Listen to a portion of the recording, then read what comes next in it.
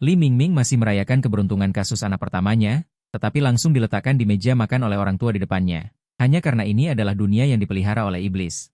Tidak ada yang bisa hidup lebih dari 18 tahun di sini.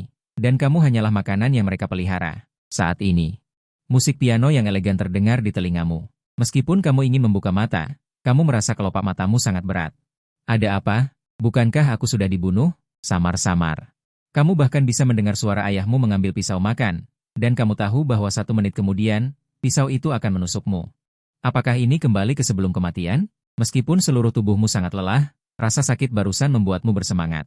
Kamu bernapas dengan keras. Bagaimana ini, sayang? Jangan takut. Di mana ibu? Sepertinya menyadari keterkejutan dan ketakutan di matamu, wanita itu memelukmu. Pelukan hangat ini membuatmu linglung sejenak, tetapi tindakan berikutnya membuatmu merinding lagi. Dia dengan lembut menempatkanmu kembali di piring makan. Cepat potong, istriku. Aku sudah tidak sabar. Pria itu menatapmu dengan mata penuh keserakahan. Kamu yang baru saja memiliki sedikit harapan, sekarang merasa seperti jatuh ke dalam gua es. Kamu baru saja berumur 1 bulan. Sekarang kamu bahkan tidak bisa meluruskan lengan dan kakimu. Apa yang bisa kamu lakukan dalam situasi ini? Benar. Menangis. Kamu tiba-tiba teringat bahwa terakhir kali kamu mendengar teriakanmu, ekspresi ketidaksenangan terlihat jelas di wajah pria itu. Dan mungkin bisa menarik perhatian tetangga. Jadi ketika melihat wanita itu mengambil pisau, kamu mengerahkan seluruh kekuatanmu dan berteriak sekeras mungkin. Sayang, kenapa kamu menangis? Ibu akan sakit hati. Sakit hati adikmu. Kamu melihat ada efeknya dan menangis lebih keras. Ada apa dengannya? Pria yang sudah tidak sabar itu mengerutkan kening melihat ini, dan ekspresinya sedikit berkedut. Lihat matanya. Apakah dia menyadari sesuatu? Tapi bagaimana mungkin bayi berusia 1 bulan menyadari sesuatu? Pria itu hanya menatapmu dengan seksama. Mungkin itu hanya naluri manusia untuk bertahan hidup. Tidak masalah. Simfoni terus mencabik-cabik. Pisau makan itu sekali lagi menusuk dadamu. Pada saat terakhir kesadaran menghilang. Kamu melihat di cermin lantai yang penuh goresan di ruang tamu, hanya ada bayangan dirimu sendiri. Istriku. Aku sudah tidak sabar. Setelah tidak tahu berapa lama, suara yang sama terdengar lagi di telingamu. Perasaan dingin datang dari belakang. Tapi kali ini lebih dekat dari sebelumnya. Tapi aku sangat lelah. Kamu ingin membuka mata, tetapi kelelahan dari jiwa. Sayang. Ada apa? Sayang, suamiku, cepat lihat. Dalam kekacauan. Kau samar-samar mendengar teriakan wanita yang cemas dan menyalahkan diri sendiri. Masih ada waktu. Pria itu juga sama cemasnya. Tidak bisa. Ini yang pertama bagi kita. Tidak bisa asal-asalan. Wanita itu memelukmu erat sambil menyeka air mata. Berkata, jika melewatkan ulang bulan, kita tunggu sampai dia berumur 7 tahun saja. Lumayan. Kalau begitu, aku akan segera mengantarnya ke rumah sakit. Suara-suara terfragmentasi terus berkelebat di benakmu. Kedua monster ini benar-benar menganggapmu anak sendiri. Rasa sedih muncul di hatimu. Makhluk apakah mereka sebenarnya? Apakah tidak ada yang menyadarinya? Suara di telingamu semakin mengecil. Kau akhirnya tidak bisa bertahan lagi dan benar-benar pingsan. Saat kau membuka mata lagi, kau sudah berbaring di ranjang rumah sakit dan mulai menghitung domba. 36 siasat, kabur adalah yang terbaik. Setelah dipikir-pikir, melarikan diri adalah yang paling masuk akal. Tapi kau menghela napas melihat tangan dan kakimu yang kecil. Sepertinya setidaknya butuh 5 atau 6 tahun untuk bisa melarikan diri dari rumah ini sendirian. Selama itu, coba pahami sebanyak mungkin. Kebiasaan kedua monster itu.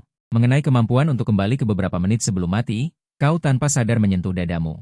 Kemampuan ini terkait dengan stamina. Pertama kali kau masih punya napas, kedua kalinya kau benar-benar merasa akan mati kelelahan. Jika kedua monster ini tidak ingin makan enak, mungkin kau sudah mengikuti pertandingan kebangkitan. Apakah tidak ada kemampuan praktis permanen untukku? Menghilang, meramal masa depan, atau jika tidak bisa, sistem abal-abal juga tidak apa-apa. Saat kau melamun, seorang pria parubaya perlahan masuk. Lausu, kali ini benar-benar berkatmu.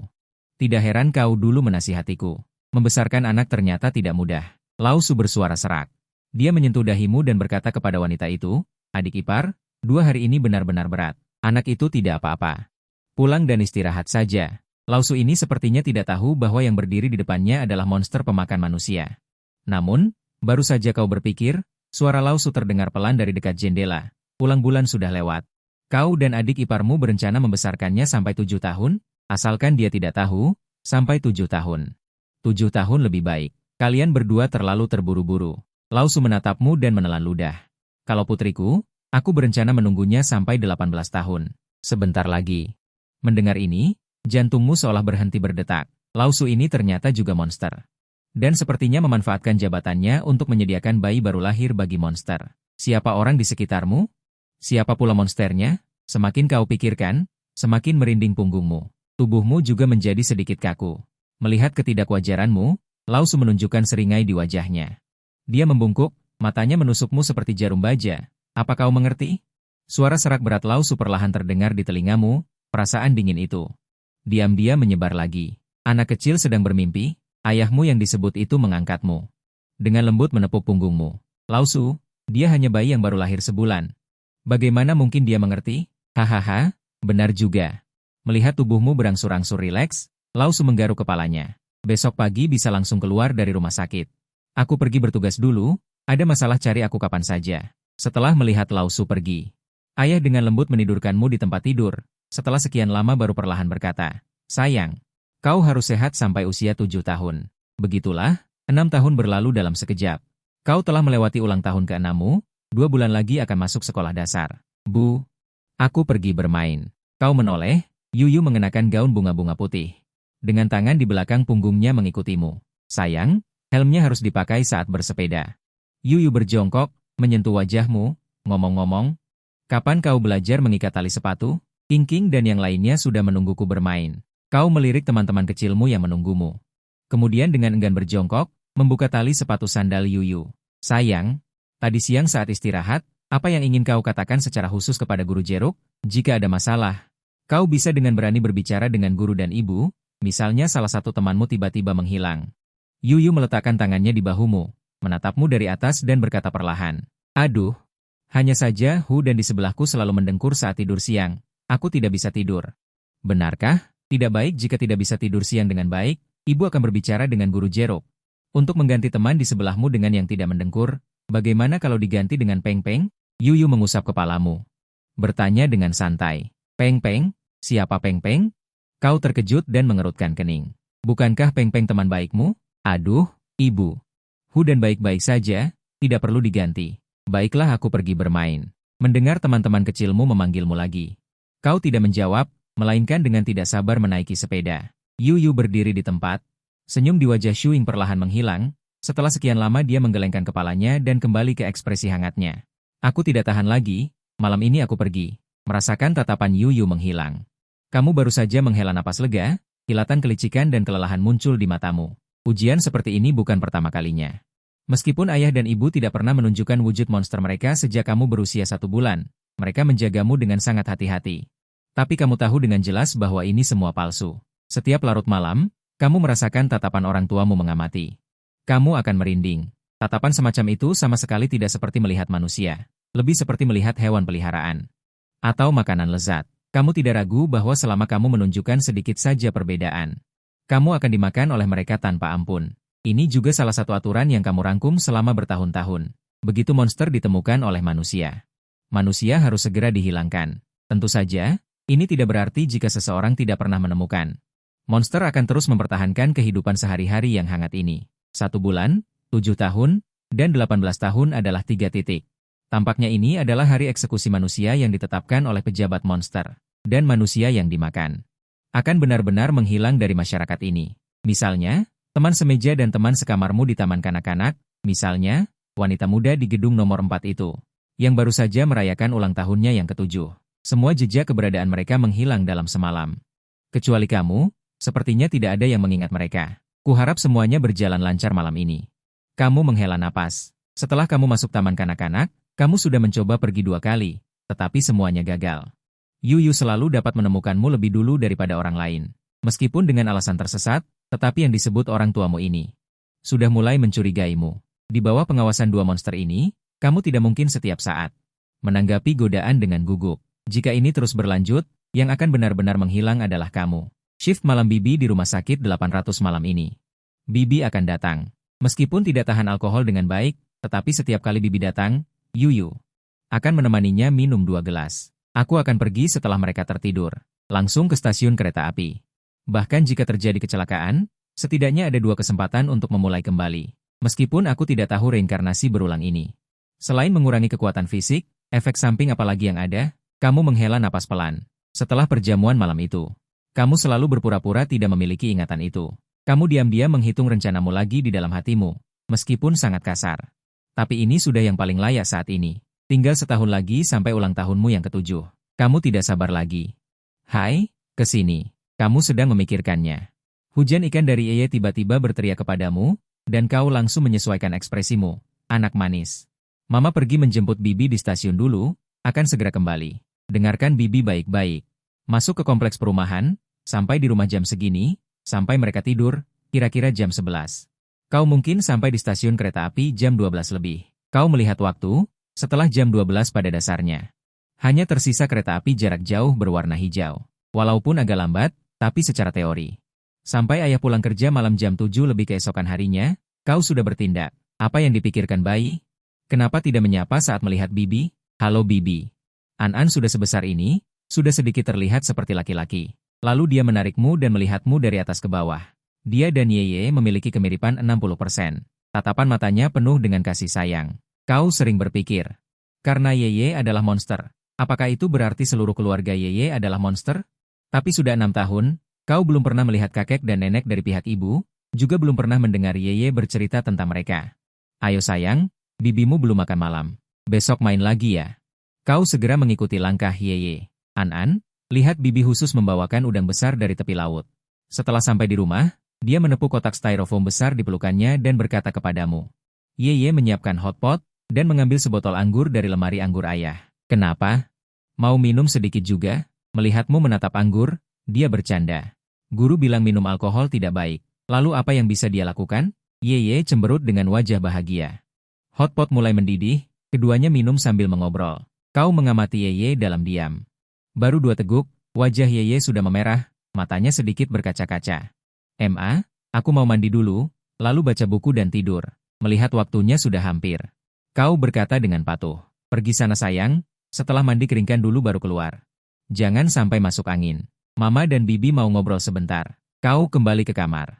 Setelah mandi, kau masuk ke selimut, diam-diam mendengarkan suara di luar. Tidak sampai setengah jam.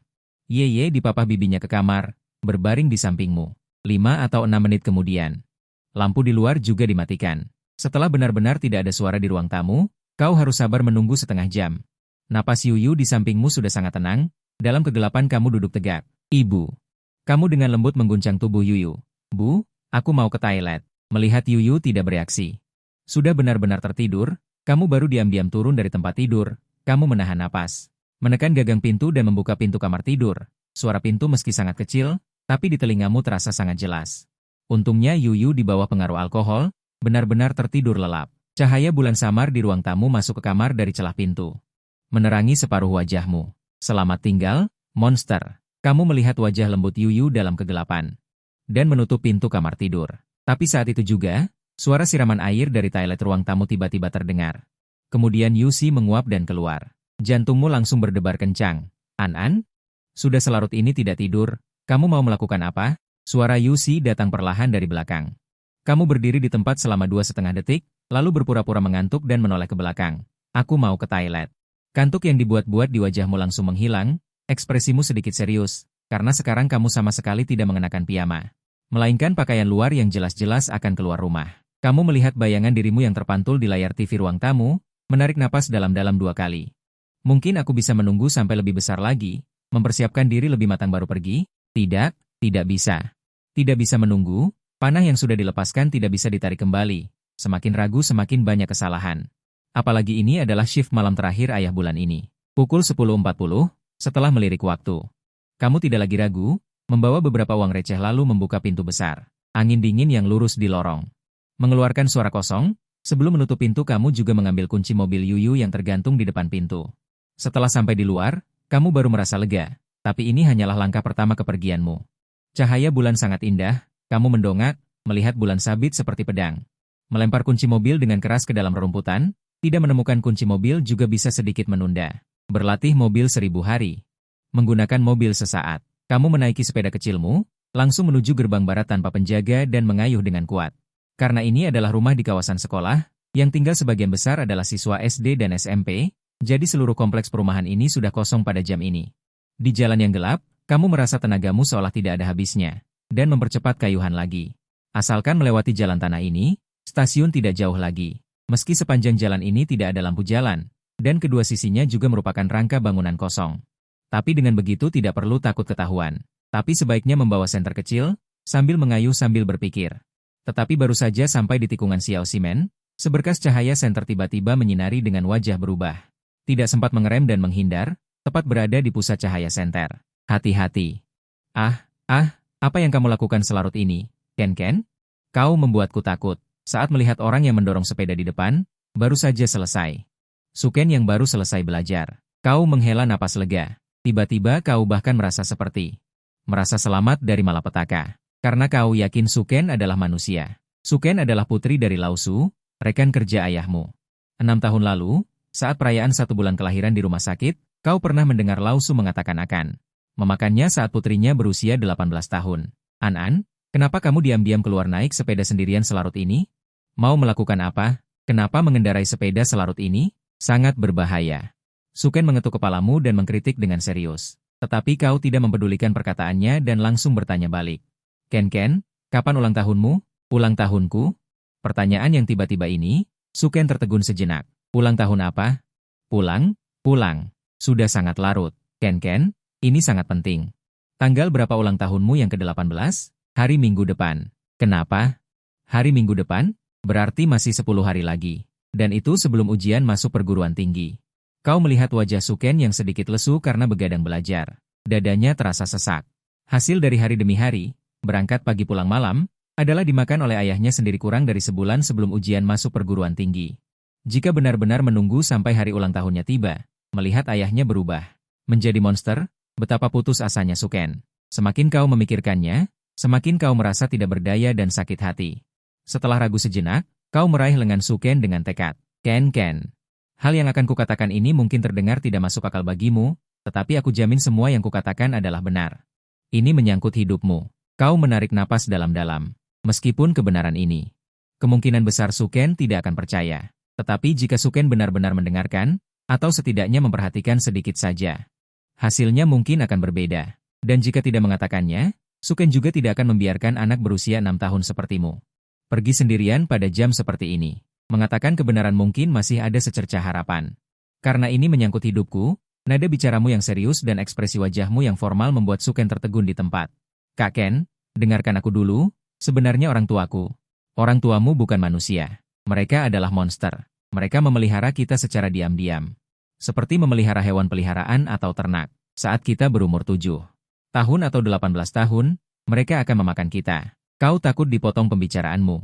Dan kau mengatakannya dengan tergesa-gesa. Tapi yang membuatmu terkejut, ekspresi Suken tidak menunjukkan kesedihan atau keanehan seperti yang kau bayangkan. Sebaliknya, setelah terkejut sesaat, dia langsung tenang. Dia hanya mengerutkan kening dan tampak berpikir. Kak Ken, aku tahu ini sangat aneh. Kau pasti tidak percaya. Tapi aku percaya bahwa kau bukanlah orang tua kandungmu. Kau didapatkan ayahku dengan cara tertentu. Ekspresi bersalah muncul di wajah Suken. Ayahku sangat tidak suka perangkat elektronik. Dia akan menuliskan semuanya di buku catatan, termasuk catatan kerja rumah sakit. 4 tahun lalu, saat aku kelas 2 SMP, suatu hari aku penasaran dan membuka-buka bukunya. Aku menemukan di dalamnya catatan tentang banyak bayi. Semua bayi itu seperti barang. Diberi nomor, dan di belakangnya tertulis informasi mereka, serta orang tua mereka. Suken mengangkat kepalanya, suaranya sedikit bergetar. Awalnya, aku pikir itu adalah informasi bayi yang normal. Sampai aku melihatmu, An, nomormu adalah 0021. Aku melihat di belakangmu tertulis nama Bibi Yu dan Paman Lin. Padahal saat itu Bibi Yu sama sekali tidak hamil. Aku memang punya sedikit keraguan, tapi aku tidak terlalu memikirkannya. Sampai keesokan harinya, Bibi Yu menggendongmu dan berkata bahwa kau adalah anaknya. Suken menatapmu dengan ekspresi kompleks. Kau mengulangi angka itu. Dan menggigil. Apakah ini berarti 6 tahun lalu, hanya melalui operasi yang dilakukan oleh Dr. Su, sudah ada 20 bayi yang diasuh oleh monster? Kau diam-diam mengepalkan tinju. Kau bahkan tidak berani membayangkan bagaimana perasaan orang tua manusia yang telah kehilangan anak mereka.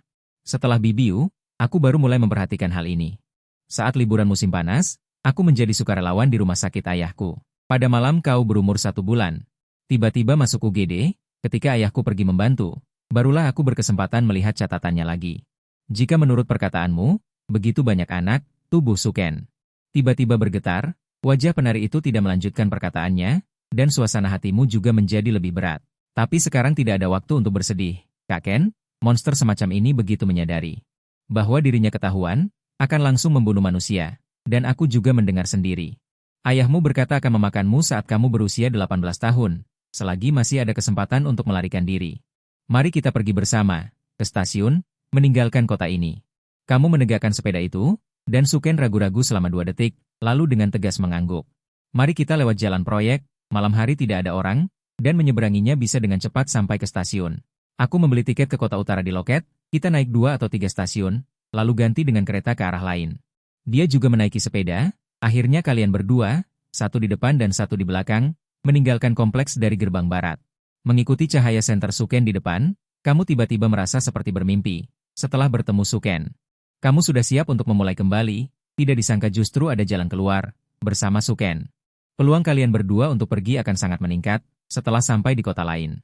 Kalian juga bisa saling membantu, tidak disangka Kak Ken begitu mudah percaya. Sekarang dipikir-pikir dengan cermat. Kamu masih merasa sedikit tidak percaya, alasan Suken tadi hanya bisa menjelaskan bahwa dokter Su bermasalah. Melakukan transaksi bayi tertentu, tapi sama sekali tidak bisa memastikan bahwa dokter Su adalah monster. Hal semacam monster ini. Bahkan jika dilihat dengan mata kepala sendiri pun sulit dipercaya, tapi kenapa Suken tidak hanya percaya, tapi juga bisa membawamu pergi. An-an, hati-hati, bebatuan di jalan agak banyak, Suken di depan memperlambat kecepatan. Menunggumu bersepeda ke sisinya, dia dengan tenang berkata, An-an, kapan kamu menyadarinya?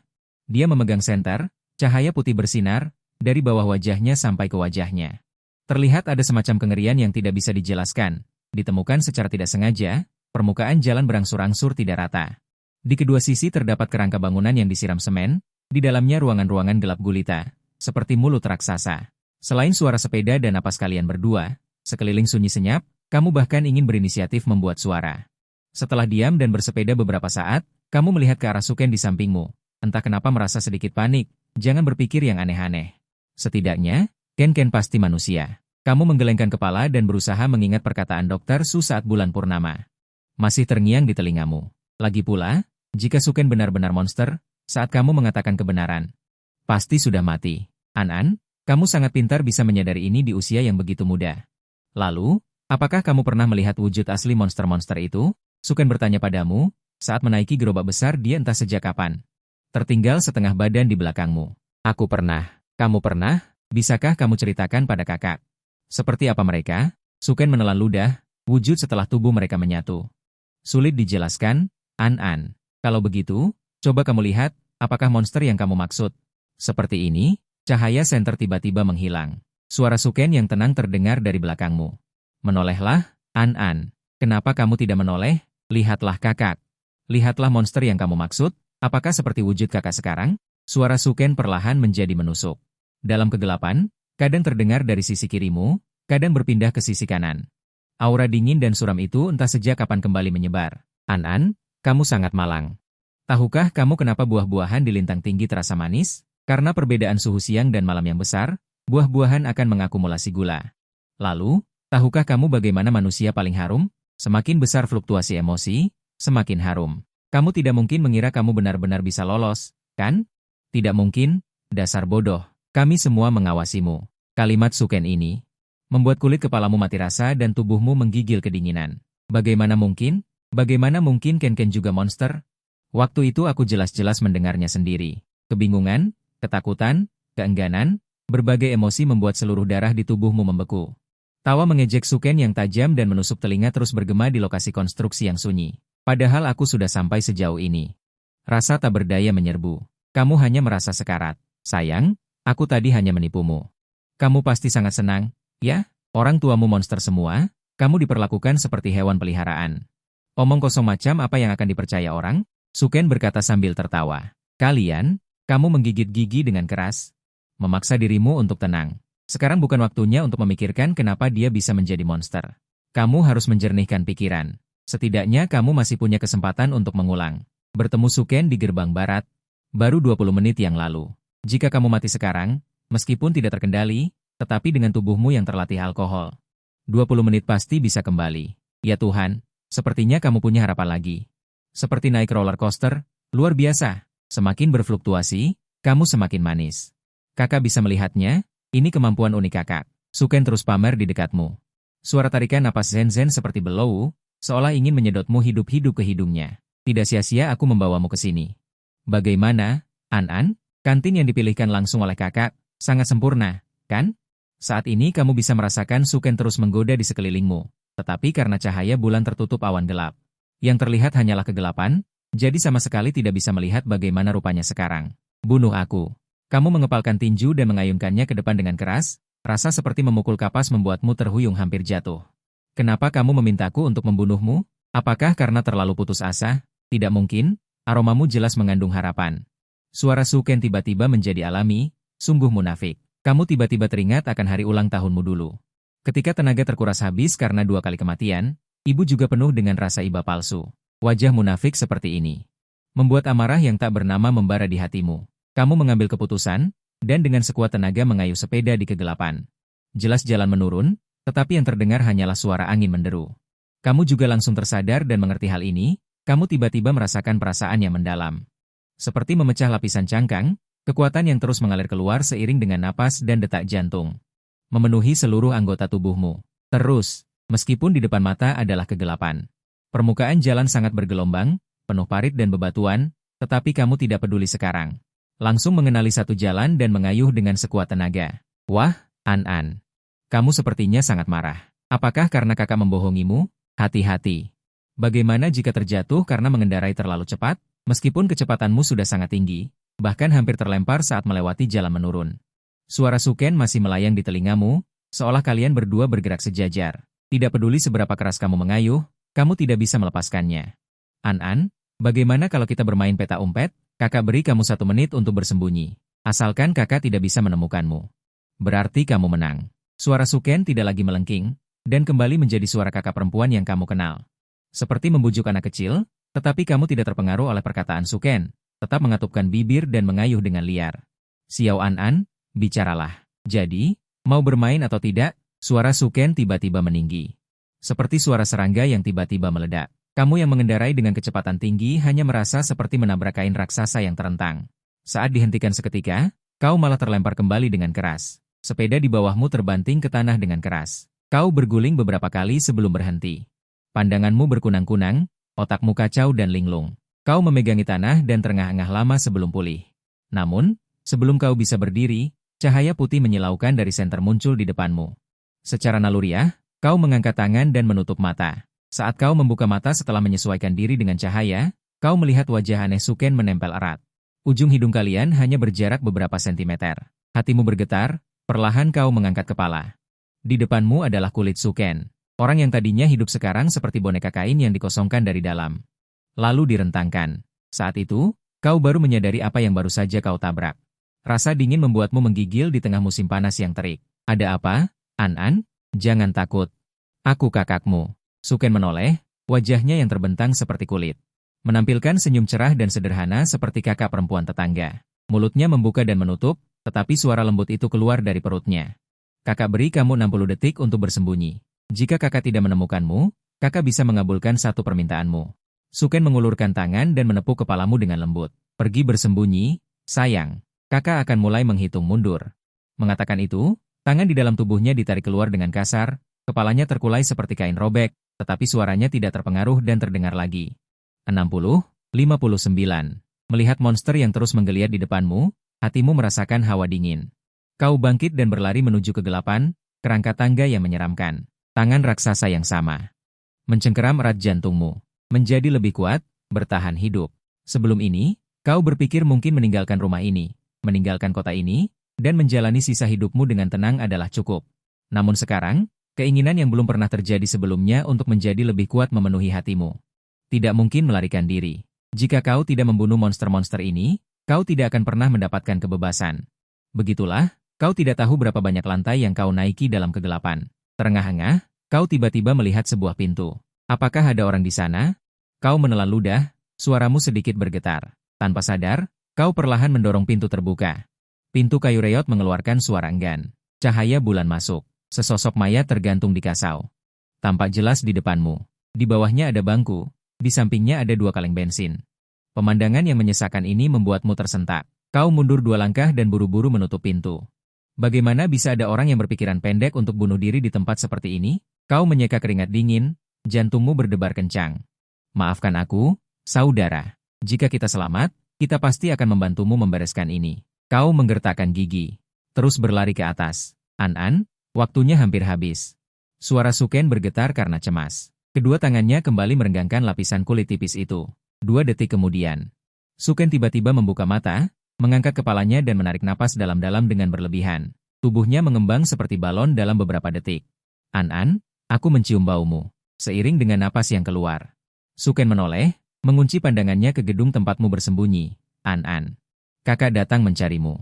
Dia merangkak di tanah, merayap cepat seperti ular menjulurkan lidah. Sementara kau di jalan, mengambil sebatang besi berkarat sepanjang lebih dari 1 meter, memegangi dada, terengah-engah tanpa suara.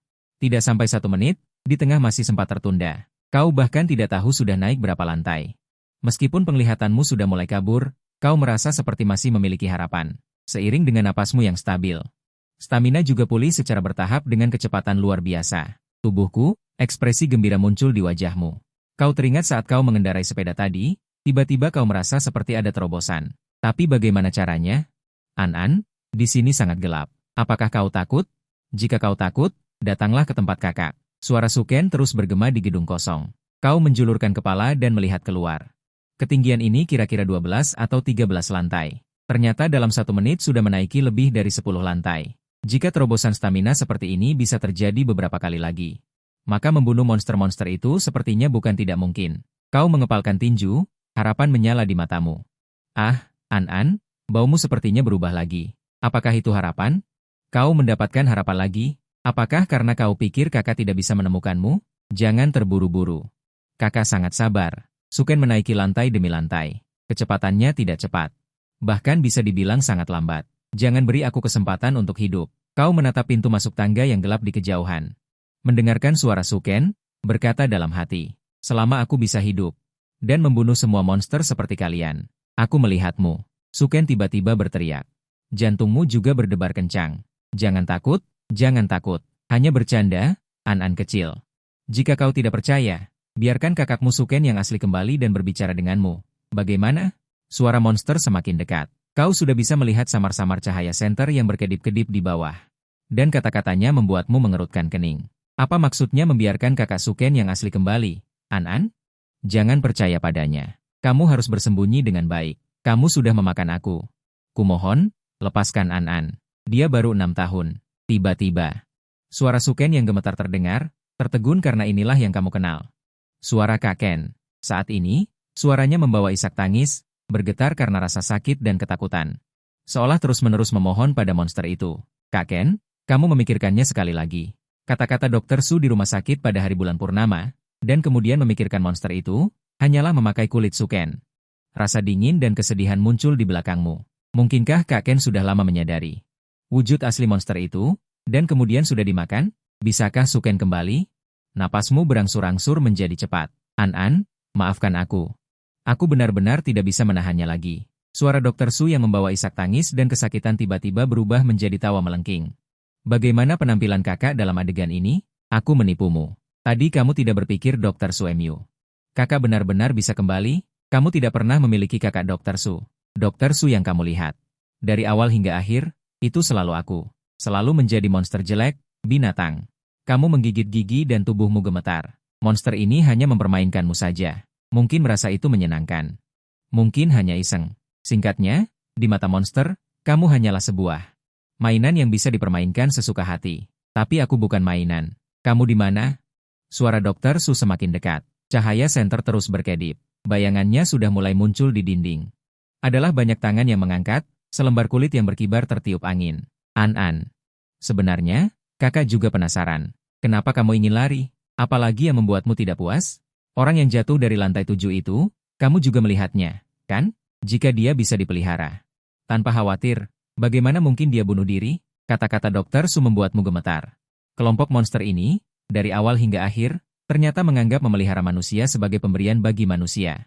Mereka tidak pernah menganggap manusia lebih dari sekadar ternak. Kamu sudah sangat beruntung, An-an. Satu-satunya kesialanmu adalah tidak sengaja menemukan kebenaran. Dan bahkan jika Bibi Yu bukan ibu kandungmu. Tapi rasa sakit hatinya padamu itu nyata. Dia benar-benar mencintaimu. Sebagai sandera, kamu hanya perlu Cepat tumbuh dewasa saja. Sementara kami, ada banyak hal yang harus dipertimbangkan. Ah, anak ini, tidakkah kau tahu bagaimana menghargai kami? Dokter Su menghela napas dengan cemas. Di tangga yang hanya berjarak 1 lantai darimu, dia tiba-tiba berhenti. Kamu juga mengerutkan bibir, mencengkeram pagar besi tanpa suara. Berdiri. Lengan bajumu yang berwarna-warni menusuk telapak tanganmu dengan rasa sakit, tetapi kau menggenggamnya lebih erat. Nyonya, penampilanmu ini. Melihat ke arah tempat persembunyianmu di atas. An-an, kakak tahu kau berada di balik pilar itu. Keluarlah, kakak melihatmu. Suken terkekeh. Dia berjalan menuju pilar persegi. Tetapi tepat ketika senternya hampir mengenai sudut pakaianmu, ketika kau sudah siap untuk mengayunkan senjatamu. Suken tiba-tiba berhenti. Dia bahkan tidak melihat ke balik pilar dan berbalik pergi seolah tidak terjadi apa-apa. Mendengar suara langkah kaki Suken yang terus menaiki tangga, kau merasa terkejut. Dahimu dipenuhi keringat dingin. Tadi, dia tidak melihatku, dia pergi begitu saja, ada yang tidak beres. Jantungmu yang tadinya tenang bahkan di hadapanmu, tiba-tiba berdebar kencang. Perasaan krisis yang belum pernah terjadi sebelumnya. Membuat seluruh tubuhmu terasa seperti ditusuk jarum. Kau tahu Suken pasti ada di sini. Pasti bersembunyi di kegelapan dunia ini. Dan pada saat itu, napasmu tiba-tiba tersentak. Rasa dingin menjalar dari telapak kaki hingga ke puncak kepala. Kau dengan kaku perlahan mengangkat kepalamu. Kau melihat tubuh Suken memanjang dari lantai atas, menempel di langit-langit seperti tokek. Wajah pucat itu tergantung terbalik hanya setengah meter di atas kepalamu. Hahaha. Bodoh kecil, aku menemukanmu, dengan pelatihan dari mayat itu. Kau sudah siap untuk kejutan semacam ini. Bahkan tanpa menunggu Suken selesai berbicara, kau mendengus dan menggunakan seluruh kekuatanmu. Untuk mengayunkan pagar besi di tanganmu dengan keras ke arahnya. Ketika pagar besi itu menghantam wajah itu dengan keras di pilar semen persegi, pagar itu langsung bengkok. Wajahku, beraninya kau melukaiku. Beraninya kau melukaiku. Aku akan membunuhmu. Monster itu mengeluarkan raungan melengking. Seluruh tubuhnya gemetar seperti saringan. Tubuhnya terus-menerus memelintir. Ekspresi di wajahnya. Seperti program yang salah. Siapa membunuh siapa belum pasti. Melihat monster itu begitu kesakitan. Hatimu juga terangkat. Mereka juga bisa terluka. Kau mengabaikan rasa sakit yang merobek dan retaknya celah di ibu jarimu. Mengambil lagi batang besi bengkok itu, tapi kali ini sebelum kau menyerang, monster itu mengibaskan ekornya dengan keras. Kekuatan besar menyapu, kau langsung terlempar 3 meter jauhnya, dan menabrak dinding dengan suara keras. Kau hanya merasakan organ dalammu sakit samar-samar, dan hampir pingsan untuk sesaat. Bahkan jika kau merebut inisiatif, tubuhmu tetaplah seorang anak kecil. Perbedaan kekuatan dengan monster ini terlalu besar. An-an, lihat apa yang telah kau lakukan. Tanpa kulit ini, bagaimana kakak bisa bertemu orang? Tubuh monster itu terus melipat dan menyusut, dan benar-benar masuk ke dalam kulit itu. Suken yang mengenakan seragam sekolah menengah atas. Muncul kembali di depanmu, dia menyalakan senter, ada 2 bekas luka mengerikan di wajahnya. Memanjang sampai ke bawah tubuhnya, tampak aneh dan menakutkan, tapi sebelum ulang tahun. Bisa menikmati avatar manusia ternak yang lezat sepertimu, kakak juga tidak mempermasalahkanmu. Suken menjilat bibirnya. Perutnya mengeluarkan suara gemuruh, kau pun menahan napas dan berusaha bangun, menoleh ke arah luar. Lantai 15-6, seharusnya sekitar 50 meter tingginya, jika orang jatuh pasti akan mati, kan? Lalu monster itu, mau apa, An-an kecil? Kau tidak mungkin ingin melompat, kan? Tidak mungkin karena tidak ingin dimakan kakak lalu melompat, kan? Melihat kau sudah ingin mencoba. Suken juga tersenyum tak berdaya, bahkan jika kau melukainya, dia tidak menganggapmu serius. Hanya menganggap dirinya tidak hati-hati, bahkan jika kau sudah ingin melompat, dia sama sekali tidak panik. Hanya menganggap kau ingin dia meminta maaf, lagi pula manusia ternak, mana ada keberanian untuk melompat. Melompat akan mati, karena sudah memiliki tekad untuk mati, mengapa tidak patuh dimakan saja? Untuk membalas budi membesarkan, kan? Oh ya, An-an, terakhir aku ingin memberitahumu. Suken sepertinya memikirkan sesuatu, menepuk kepalanya, kau tidak salah dengar. Orang tua di rumahku seharusnya memang mengatakan, dia akan memakan putrinya saat berusia 18 tahun. Adapun mengapa kakak adalah monster. Alasannya sangat sederhana, karena aku juga punya adik perempuan, dia datang ke dunia ini pada hari yang sama denganmu. Sangat berjodoh, kan? Hanya saja dia dipelihara di kota utara, kalian tidak akan bisa bertemu seumur hidup ini. Setelah selesai berbicara, dia bertepuk tangan, menatapmu, oke. Waktunya makan malam, mata Suken penuh dengan keserakahan, tapi kau sangat tenang. Terima kasih, kau mengangkat kepala, tiba-tiba mengerahkan kekuatan. Tiba-tiba memeluk Suken, ekspresi Suken berubah. Berjuang sekuat tenaga untuk melepaskan diri, tapi entah dari mana datangnya kekuatan itu, muncul di dahimu. Tubuh kecil itu seperti banteng liar, tidak memberi Suken waktu untuk bereaksi, tiba-tiba memeluk Suken dan jatuh ke bawah. Perasaan kehilangan berat datang, pemandangan di mata berputar, angin menderu di telinga. Tiba-tiba kamu merasa senang, manusia ternak, tubuh Suken terus bergejolak. Monster di bawah kulit dengan panik ingin melepaskan diri, tetapi kamu seperti penjepit baja, memeluk erat tubuh Suken. Tiba-tiba sebuah tangan pucat keluar dari mulut Suken, menembus tubuhmu. Kau mengerang tertahan, memeluk lebih erat, manusia ternak. Beraninya kau, ekspresimu yang tak kenal takut membuat suara Suken menjadi panik untuk pertama kalinya. Tangannya terus menembus tubuhmu, tetapi semakin seperti itu, semakin tidak mungkin untuk melepaskan diri. Kau seolah tidak merasakan sakit, tidak melepaskan sama sekali, butuh beberapa detik untuk jatuh dari ketinggian 50 meter. 1 detik, 2 detik, kau tiba-tiba merasa waktu berjalan sangat lambat. Otakmu seperti menekan tombol putar balik, mulai meninjau kembali kehidupan palsumu selama 6 tahun ini. Selama 6 tahun ini kau memang terlihat tanpa beban. Tapi aku bukan ternak, apalagi orang bodoh, aku ini manusia. Di depanmu adalah wajah Suken yang mengerikan dan berubah. Dia sepertinya berteriak, tetapi kau tidak bisa mendengar apapun. Kau tiba-tiba membuka mata, jantungmu berdebar kencang, dahimu dipenuhi keringat dingin. Kau kembali. Penglihatanmu berangsur-angsur pulih, di depanmu adalah kompleks perumahan yang kosong. Kau baru saja keluar dari rumah, di tanganmu ada kunci mobil yang kau ambil begitu saja, belum sempat kau buang. Sesuai dengan pengaturan sebelumnya, 1 menit kemudian kau akan naik sepeda ke simen, lalu bertemu dengan Suken. Aku tidak tahu apakah Suken akhirnya mati karena jatuh, kau menggosok pelipismu yang berdenyut dan berpikir, merasakan kekuatan fisikmu berangsur-angsur pulih. Kau baru saja merasa lega, kali ini kembali tidak ada penarikan kembali peningkatan kebugaran fisikmu. Dan stamina yang terkuras, yaitu lari sejauh 400 meter, untuk dirimu saat ini. Sepertinya bisa pulih dalam 10 menit lebih, sepertinya memang ada terobosan, tapi aku tidak tahu bagaimana caranya saat itu. Kau mendorong sepeda ke tempat yang tidak terlihat lampu jalan terlebih dahulu, sambil memulihkan stamina, diam-diam mengingat pengalamanmu barusan. Semakin kau memikirkannya, semakin kau merasa beruntung. Mungkin karena penampilanmu ini, jadi Suken dari awal sampai akhir. Sepertinya dia sengaja memprovokasimu demi kelezatan, sehingga memberimu kesempatan untuk menerobos dan membalas. Seandainya Suken sedikit saja waspada terhadapmu, kamu pasti sudah mati lagi. Monster-monster ini terhadap manusia benar-benar bersikap sangat angkuh, menganggap diri mereka sebagai dewa manusia. Bagaimana dunia bisa menjadi seperti ini? Kamu merasa pahit di dalam hati, menarik napas panjang, dan untuk sementara menekan pertanyaan di hatimu. Melihat ke arah gerbang Xiaoxi, jika terus berjalan melalui gerbang barat, kemungkinan besar akan bertemu Suken lagi. Jika melewati gerbang lain, pasti tidak akan bertemu Suken, ini lebih aman. Hanya saja agak jauh ke stasiun, tapi matamu berkilauan. Karena aku sudah tahu, kepribadian Suken sangat sombong, dia tidak akan memakanku secepat itu. Karena aku sudah tahu medan yang akan muncul sebentar lagi, dan beberapa titik waktu penting. Dan sudah tahu bagaimana cara menyakiti Suken, lalu bisakah aku berinisiatif membunuhnya? Jantungmu berdebar kencang, menarik napas dalam-dalam, memaksa dirimu untuk tenang. Mengingat detail pertarungan dengan Suken, lapisan kulit itu tampaknya sangat penting bagi Suken, itu adalah kelemahannya. Meskipun sangat fleksibel, pertahanannya sama sekali tidak tinggi. Aku menggunakan pagar besi berkarat. Bisa merobek ruangannya, tetapi jika aku ingin membunuhnya, hanya mengandalkan pagar besi itu. Pasti tidak akan cukup, bahkan jika aku memeluknya dan melompat dari gedung dan mati bersamanya, itu tidak ada gunanya.